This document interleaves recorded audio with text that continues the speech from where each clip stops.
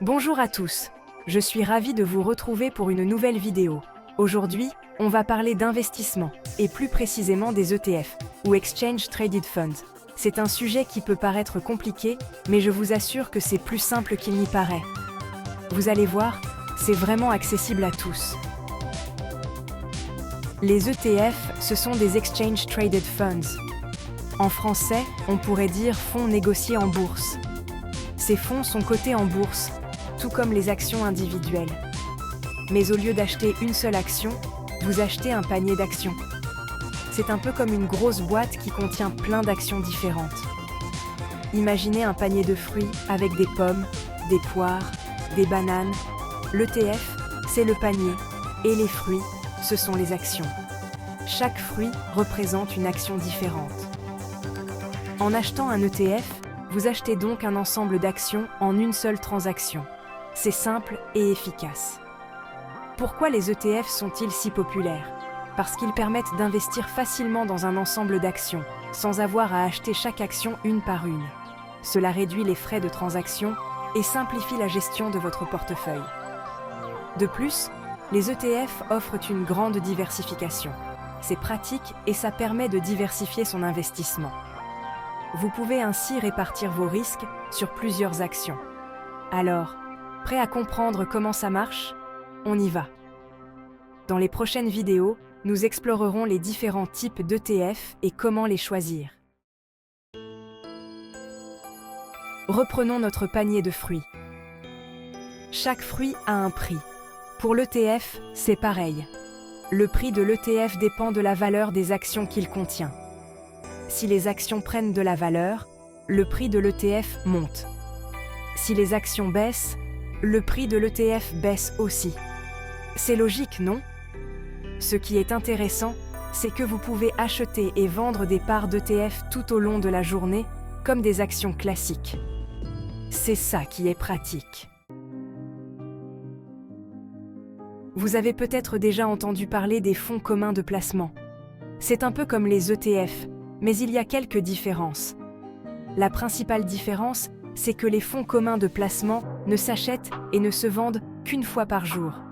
Avec les ETF, c'est quand vous voulez pendant les heures de bourse. Autre différence, les frais. En général, les ETF sont moins chers que les fonds communs de placement. C'est toujours bon à prendre. Parlons maintenant des teneurs de marché. Ces acteurs jouent un rôle crucial dans le bon fonctionnement des marchés financiers, en particulier dans le domaine des ETF. Ce sont des acteurs importants dans le monde des ETF. Ils assurent la liquidité et la stabilité des prix, ce qui est essentiel pour les investisseurs. On pourrait les comparer à des intermédiaires. Leur rôle est de faciliter les transactions entre les acheteurs et les vendeurs. Imaginez un marché de fruits et légumes.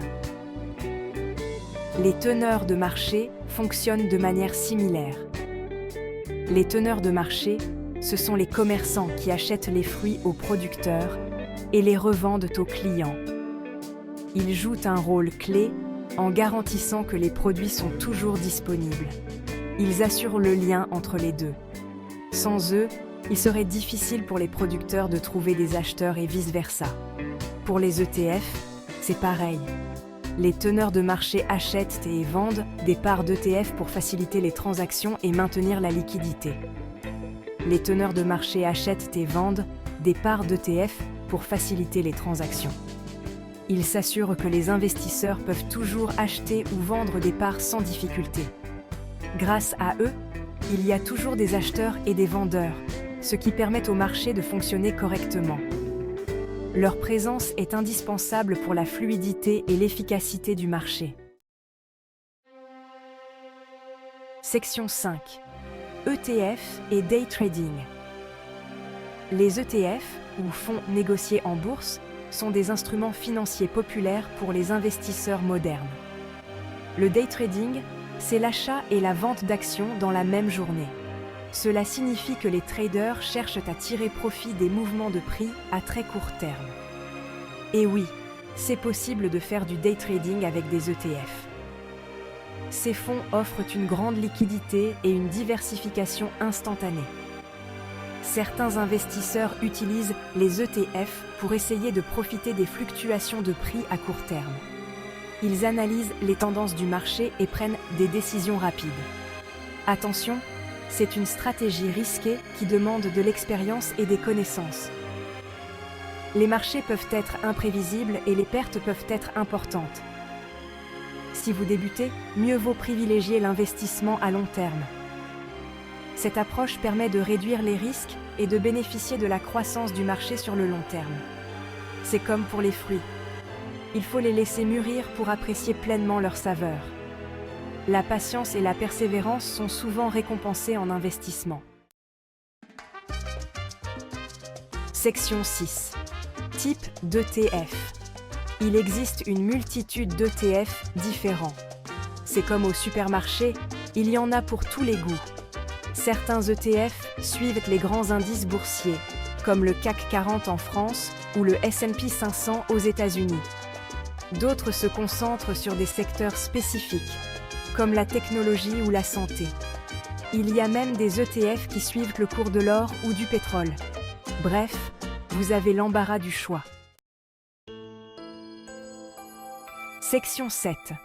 Avantages et inconvénients des ETF. Comme tout investissement, les ETF ont leurs avantages et leurs inconvénients.